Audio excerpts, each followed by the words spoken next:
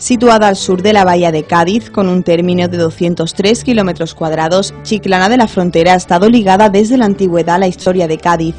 Sus orígenes monumentales más remotos están ligados al templo fenicio de Hércules Melcat, que se supone se edificó en la cercana isla de Santipetri. Aunque habitada desde el Paleolítico y posteriormente por fenicios, púnicos y romanos, la localidad como tal inicia su historia en 1303, cuando el rey Fernando IV dona el lugar a Alonso Pérez de Guzmán el Bueno. Sus sucesores, los duques de Medina Sidonia, serían señores de la villa hasta el siglo XIX. Ligada social y económicamente a Cádiz, sería en la Edad Moderna cuando Chiclana adquirió su definitiva configuración, alcanzando un gran desarrollo tras el descubrimiento de América gracias a las transacciones comerciales. En el siglo XVI se abrió la Plaza Mayor, donde se edificó la primitiva parroquia de San Juan Bautista en 1510. A finales del siglo XVIII, Chiclana conoció un considerable aumento de población, motivado por el auge económico. La iglesia se quedó pequeña y fue declarada en ruina en 1774. Así se derribó para construir en su lugar un templo de mayores dimensiones y con la misma advocación, que se levantaría junto a la torre o arquillo del reloj, construcción de mediados del siglo XVIII que pertenecía a las desaparecidas casas del Cabildo y que hoy funciona como campanario de la iglesia.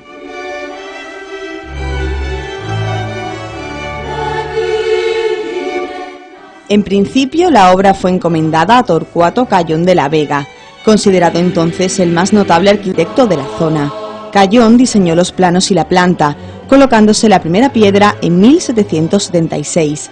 Sin embargo, 10 años después, le sucedió en la ejecución de las obras su sobrino Torcuato José de Benjumeda, quien le dio carácter y personalidad al edificio, claro exponente de la arquitectura neoclásica del sur. En su aspecto externo, el templo guarda indudable semejanza con la iglesia de San José de Extramuros de Cádiz. La fachada principal se presenta dividida por 4 grandes pilastras de orden jónico con guirnaldas. La portada es de 2 cuerpos, el vano principal de medio punto enmarcado por 4 columnas de orden corintio con movido entablamento. El superior presenta vano de medio punto con balcón abalaustrado enmarcado con 4 columnas de orden corintio y culminado con frontón circular. Se remata con un frontón triangular en el que se ubican 2 ángeles sosteniendo un escudo.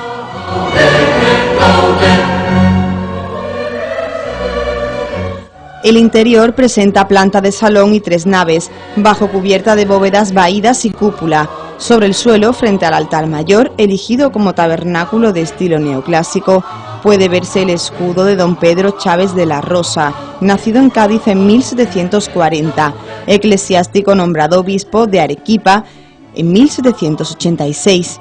En el interior del tabernáculo se encuentra la imagen del santo titular de la parroquia, atribuida al maestro genovés afincado en Cádiz en el siglo XVIII, Francisco María Galeano.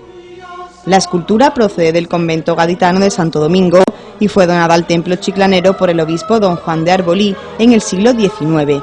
La presencia de artistas genoveses afincados en Cádiz se manifiesta también en los 2 ángeles lampareros situados a cada lado del altar, atribuidos en este caso a Domenico Giscardi, y en el Cristo crucificado que puede verse a la izquierda del tabernáculo de autor anónimo.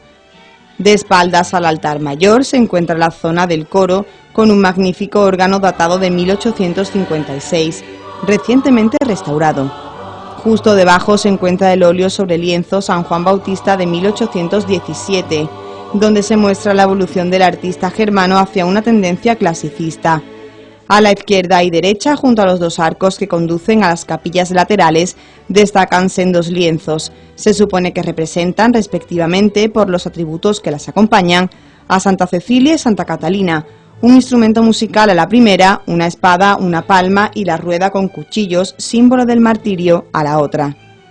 Por el perfecto y minucioso estudio de las telas en las que se lleva a cabo un verdadero alarde de calidad y colorido, se pueden catalogar como pertenecientes a la escuela de Zurbarán.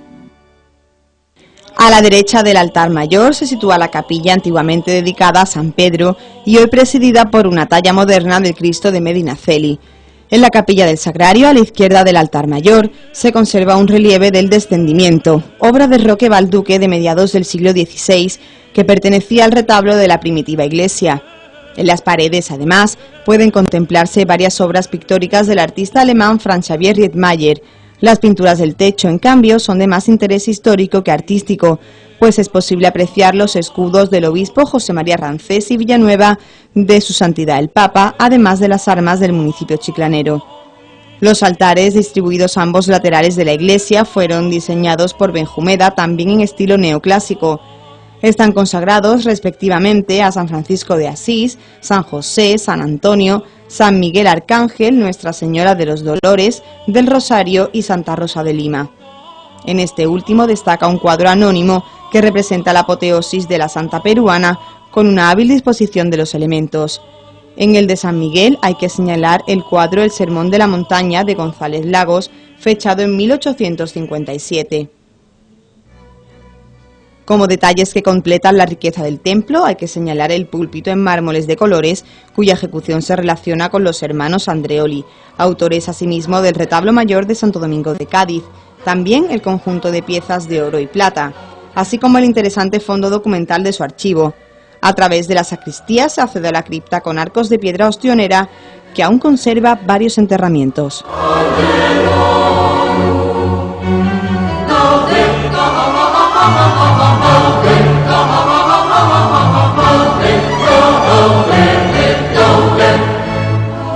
En la construcción de la iglesia se emplearon materiales próximos como la piedra de jardal, originaria de la Barrosa y de edificaciones anteriores, debido a la prohibición de finales del siglo XVIII de importar mármoles desde Italia.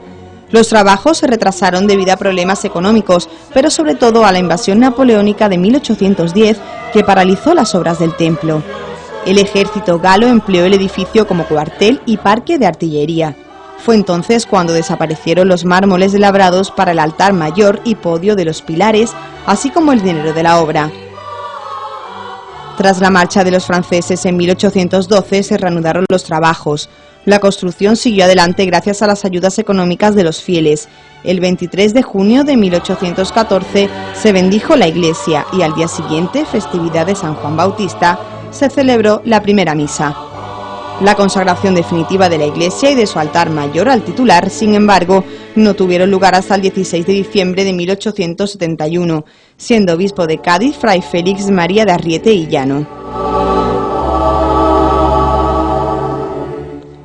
Sobre el templo se han publicado varios trabajos firmados por estudiosos como Borquez Jiménez, Falcón Márquez, Moreno Pupó, Romero de Torres.